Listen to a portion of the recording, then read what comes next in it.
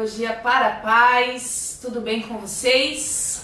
Hoje eu vim falar do monstro, do terror dos pais e das crianças. Eu vim falar de provas. Bom, pessoal, vamos lá então. Eu estou adiantando pautas do canal porque as provas estão iniciando, estão prestes a começar, principalmente nos colégios que são trimestrais. Então eu vim aqui falar um pouquinho a respeito de o que fazer para estudar para as provas. Então vamos lá. Primeira coisa, o cronograma de provas, esse aqui que vocês viram no comecinho do vídeo, ele é enviado com bastante antecedência.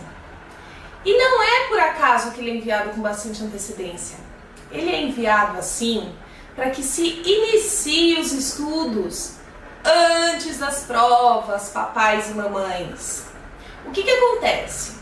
Infelizmente, culturalmente falando, nós temos o hábito de resolver tudo em cima da hora. Isso é coisa do próprio brasileiro, faz parte da nossa cultura, mas isso não tá certo, tá, pessoal?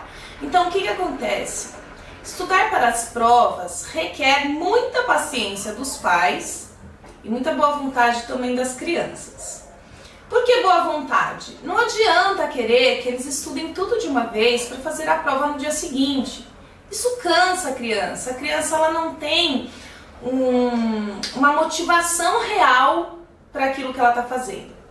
Então eu vou dar umas dicas aqui, são dicas pessoais. É o primeiro ano que minha filha tem provas e então iniciamos já os estudos. As provas começam dia 18 e nós iniciamos os estudos com ela já agora, esse final de semana. O que fazer? Primeira coisa, você busque saber o conteúdo que o seu filho está trabalhando. Qual é o conteúdo aprendido pelo seu filho em aula? O conteúdo que vai cair nas provas. Busque estudar antes de ajudá-los a estudar. Feito essa parte, que a gente tem que estudar também, papai e mamãe, ó, tem que dar um duro. Feita essa parte, então, você senta com a sua criança todos os dias, um pouco de tempo, não precisa ficar sentada com ela 2 horas por dia, mais 1 horinha, 40 minutos. Monte exercícios semelhantes àqueles exercícios que ela trabalha na apostila ou no livro. E conjuntamente com essa criança você vai conversando sobre o conteúdo e deixando ela exercitar aquilo que ela sabe. Assim é uma maneira não só de fixar o conteúdo, como também de você perceber onde estão as principais dúvidas do seu filho. Aí é que entra a história de ter tempo, começar isso antecipadamente, com antecedência. Porque você vai ter tempo de cessar essas dúvidas, você vai ter tempo de conversar com a sua professora, com a professora do seu filho, a sua professora. Tô achando que vocês já estão na escola, tá vendo? Depois de professor mesmo. Você vai ter tempo de fazer isso. E dessa maneira, com toda certeza, a prova vai ser um momento mais tranquilo para o seu filho. Sem contar a importância até pelo menos o 3º ano, a sua companhia incessantemente ao lado do seu filho no momento de estudo. No 3º ano nós começamos a trabalhar a autonomia da criança, então a criança por si precisa desenvolver as suas respostas, desenvolver os seus textos. E vamos dando corda, né, para essa criança começar a andar sozinha. Nós vamos dando asinhas para eles voarem sozinhos. Portanto, vocês também devem fazer isso, mas não à distância, ok? Então, o que acontece?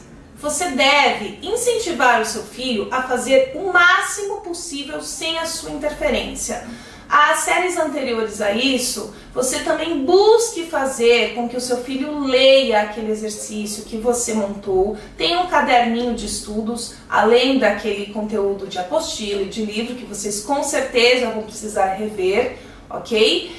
E você deixe com que a criança leia aquele conteúdo e aos poucos, trecho por trecho, vá te explicando. Português e matemática é uma questão muito de exercícios, ok? Agora, história e geografia e ciências, esse tipo de conteúdo, é uma questão de que a criança precisa ler e compreender, para que na prova ela possa ter autonomia para realizá-la sem precisar de ajuda, não é? Porque as provas, enfim, ainda são provas em papéis em que a criança está sendo testada dos seus conhecimentos. Logicamente que existem outras milhões de maneiras de avaliações, depois a gente conversa um pouco sobre isso, mas as provas são assim, né? Papel, lápis na mão, leitura, entendimento para aquela questão. Então, pais, iniciem os estudos antes, assim que chegar os cronogramas, esteja por dentro desses conteúdos, aprenda para você ajudar os seus filhos. Faça esse tipo de exercício que eu disse, tenha um caderninho de estudos bacana, monte atividades para o seu filho, identifique todas as suas dificuldades, converse com o professor com antecedência e é certeza de sucesso nessas provas. Aos pais que estão, como eu, de primeira viagem nas provas com os filhos, principalmente nesse momento, estejam muito presentes, tenha muita paciência, não perca a paciência jamais com a sua criança, isso só vai desestimulá-lo. Se percebe que a criança está cansada, dá um tempo, vai, sei lá, mande ela brincar, lavar o rosto, comer alguma coisa, retorne depois. Não fique tempos longos sentados com essa criança para esse tipo de estudo, porque é muito cansativo. O cérebro deles ainda não está preparado para esse tipo de coisa. Então, pessoal, com calma, com dedicação, se junte aos seus filhos, estude, faz bem para você também, porque eu tenho certeza que tem coisa que você não lembra mais e vale a pena relembrar, não é? Conteúdo nunca é demais pra gente. Enfim, qualquer dúvida, o que quiserem saber, se tiverem algumas questões que quiserem levantar, o canal tá em aberto para vocês mandarem suas dúvidas, suas perguntas, e assim a gente vai poder responder conforme o tempo curtinho da gente permite, mas vou buscar responder a todas as questões, tá bom? Bons estudos, boa prova, não cobre notas do seu filho, cobre que ele saiba o conteúdo, ok? As notas são reflexo, sim, mas não é o mais importante. Busque perceber se a criança realmente compreendeu. E o compreender, às vezes, não são aquelas respostas prontas, viu? Testa o seu filhote aí que você vai perceber que ele sabe coisas diferentes de você e a sua resposta pode estar tão correta quanto a sua ou quanto a resposta da professora, tá bom? Um beijo, bons estudos e até semana que vem.